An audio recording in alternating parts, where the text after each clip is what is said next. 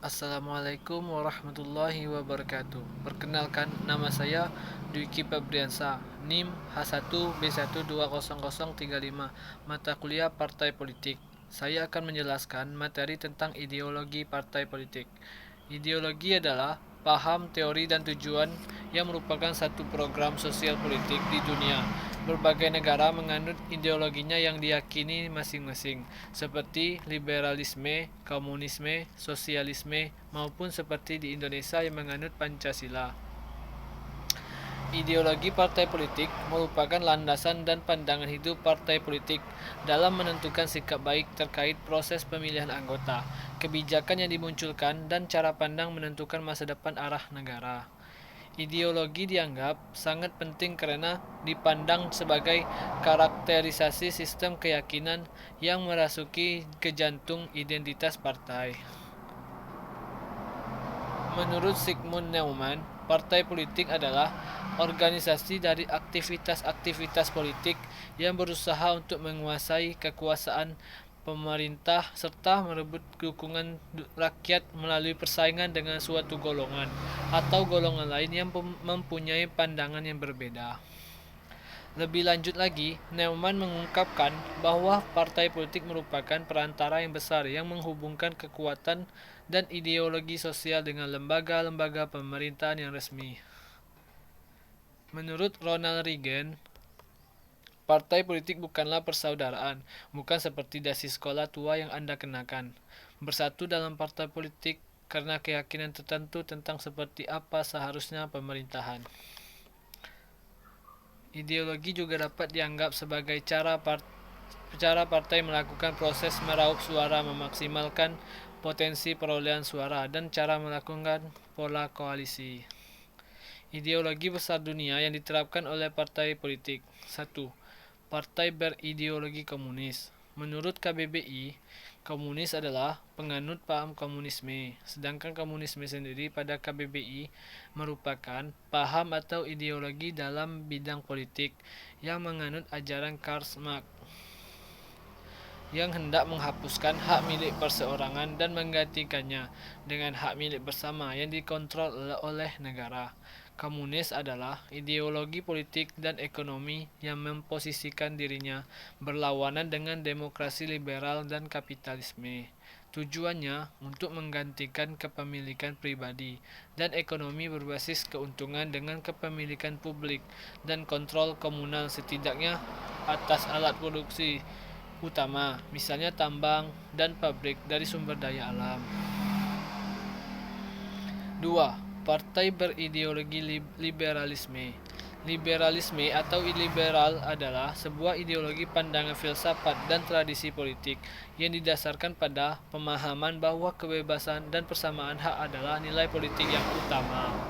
Secara umum, liberalisme mencita-citakan suatu masyarakat yang tidak terikat, dicirikan oleh kebebasan berpikir untuk para individu. Ajaran liberalisme menolak keadaan pembatasan, khususnya dari pemerintah dan agama. Dalam masyarakat modern, liberalisme akan dapat tumbuh dalam sistem demokrasi. Hal ini dikarenakan keduanya sama-sama mendasarkan kebebasan mayoritas. 3. Partai ideologi sosialis. Partai ideologi sosialis hampir sama dengan partai ideologi komunis, yang berbeda dalam konteks lebih bersedia menerima demokrasi dan elemen-elemen pasar. Program sosialis berfokus pada perluasan intervensi negara dalam perekonomian pada negara, kesejahteraan sosial, pajak progresif, perdamaian, dan pelucutan senjata. Fenomena anomali politik di tengah konstelasi partai politik pada proses demokrasi yang telah berusia cukup matang adalah kecenderungan krisis ideologi politik di tubuh partai politik. Perbincangan ideologi tentu tidak terlepas dari bagaimana bangunan sebuah ide dan narasi politik yang diserap dari nilai-nilai dan prinsip politik yang visioner dan filosofis. Kemudian dikembangkan melalui sistem dalam metode yang konsisten serta mampu menginternalisasinya menjadi pola dan tindakan politik dalam kehidupan masyarakat. Secara sederhana, sejauh mana ideologi masih menjadi alat dan tujuan politik yang terbangun secara sistem, terencana, dan konsisten di seluruh elemen struktural dan fungsional partai politik. Ada 3 teori yang mencoba menjelaskan asal-usul partai politik. Pertama, teori kelembagaan dan melihat ada hubungan antara parlemen awal dan timbulnya partai politik. Kedua, teori situasi historik yang melihat timbulnya partai politik sebagai upaya suatu sistem politik untuk mengatasi krisis dan ditimbulkan dengan perubahan masyarakat secara luas. Ketiga, teori pembangunan yang melihat partai politik sebagai produk modernisasi sosial ekonomi. Partai politik merupakan sarana bagi warga negara untuk turut serta atau berpartisipasi dalam proses pengelolaan negara. Dewasa ini partai politik sudah sangat akrab di lingkungan kita. Sebagai lembaga politik, partai bukan sesuatu yang dengan sendirinya ada. Kelahirannya mempunyai sejarah cukup panjang, meskipun juga belum cukup tua.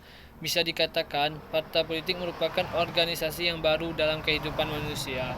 Jauh lebih mudah dibandingkan dengan organisasi negara, dan ia baru ada di negara modern. Problemnya sering rendahnya derajat ideologi partai. Dapat dikatakan bahwa partai politik hari ini tidak lebih daripada kendaraan politik bagi sekelompok elit yang berkuasa atau berniat memuaskan nafsu birahi kekuasaannya sendiri. Partai politik hanyalah berfungsi sebagai alat bagi segelintir elit politik yang kebetulan beruntung yang berhasil memenangkan suara rakyat yang mudah dikelabui untuk memaksakan berlakunya kebijakan publik tertentu atau kepentingan umum. Ideologi dalam partai politik merupakan suatu aspek yang sangat fundamental dalam menentukan arah dan tujuan berpolitik yang dihasilkannya. Hal tersebut dapat dilacak melalui suatu produk kebijakan yang bersifat otoritas sebagai bentuk pencapaian dari partai politik tersebut, baik di ruang legislatif dan eksekutif nasional. Secara umum, ideologi partai politik di Indonesia dapat diklaster dalam 3 kelompok berikut. Pertama, ideologi nasionalis. Ideologi merupakan ide-ide politik dan pola gerakan serta pemikiran berdasarkan sudut pandang Soekarno, yaitu Marxisme. Sebagaimana narasinya, yakni pertama, nasionalisme. Ide tersebut tidak ada pengecualian antara suku, etnis, dan agama masyarakat yang terabaikan antara dengan yang lainnya. Oleh karena itu, ideologi nasionalis Pancasila berlaku secara universal untuk membangun sumber daya manusia dan kesejahteraan masyarakat. Dan kedua, berbicara tentang ekonomi serta mutu sosial dalam mencapai keadilan yang merata. Kedua, ideologi Islamisme. Setiap gerakan politik yang dipraktekkan berdasarkan konsep tarbiyah partai politik Islam, pada dasarnya ideologi tersebut adalah sebuah norma, doktrin, dan kepercayaan yang bersumber dari ajaran Al-Quran dan Hadis, memiliki tujuan untuk mewujudkan masyarakat yang madani, makmur, adil, demokratis, sejahtera, dan bermartabat. 3. Ideologi nasionalisme dan religius, yaitu penggabungan dari ideologi nasionalisme dan ideologi Islamisme. Ideologi ini dapat didefinisikan sebagai kerja keras untuk kepentingan rakyat dengan landasan moral dan agama, serta memperhatikan aspek nasionalisme, humanisme, dan pluralisme dalam rangka mencapai tujuan perdamaian, demokrasi, dan kesejahteraan rakyat. Setiap partai politik memiliki mekanisme dalam menafsirkan ideologi partainya ke dalam agenda-agenda yang harus dijalankan dengan cara memformulasikan dan mengkontekstualisasikan dengan realita yang ada.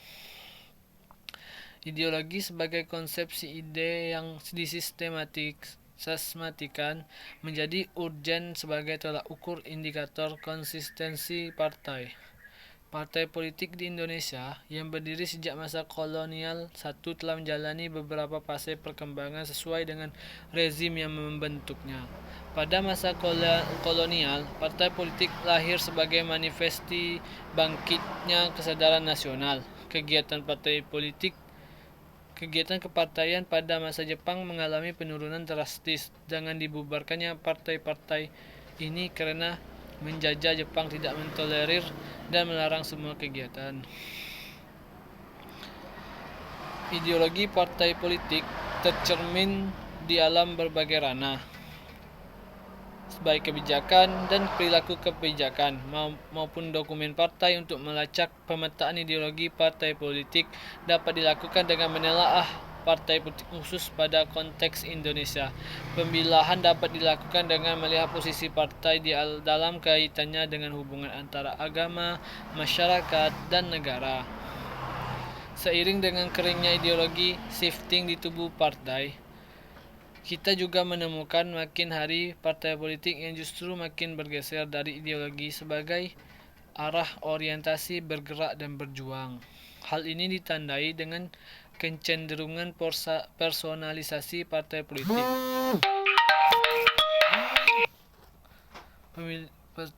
Beberapa fungsi partai politik sekedar sebagai kendaraan politik para kandidat pada ajang pemilihan umum, baik di pilkada, pileg, dan pilpres, secara langsung bermasalah dalam transparansi keuangan, cenderung masih bertahan dalam struktur organisasi yang dinilai oligarkis, di mana sirkulasi kepemimpinan partai berputar pada sentral figur tertentu dan gagalnya proses regenerasi kepemimpinan.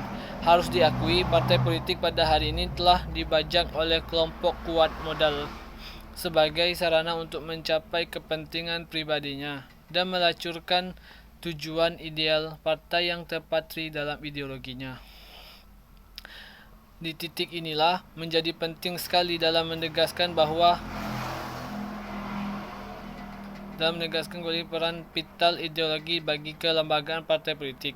Ideologi menggarisbawahi ide, bukan segmen. Ideologi melampaui segmen. Orang bisa datang dari mana saja, etnis apa saja, memeluk agama apapun, menyandang seperangkat perbedaan atribut identitas, tetapi mereka bisa diikat secara bersamaan dalam ide besar yang sama, dalam menjadi tujuan dan kepentingan bersama yang kita sebut ideologi. Sekian dari saya. Maaf bila ada kekurangan dari penjelasan saya, karena jujur saya tidak mempunyai ilmu dalam menyampaikan ini. Dan terima kasih atas perhatiannya. Assalamualaikum warahmatullahi wabarakatuh.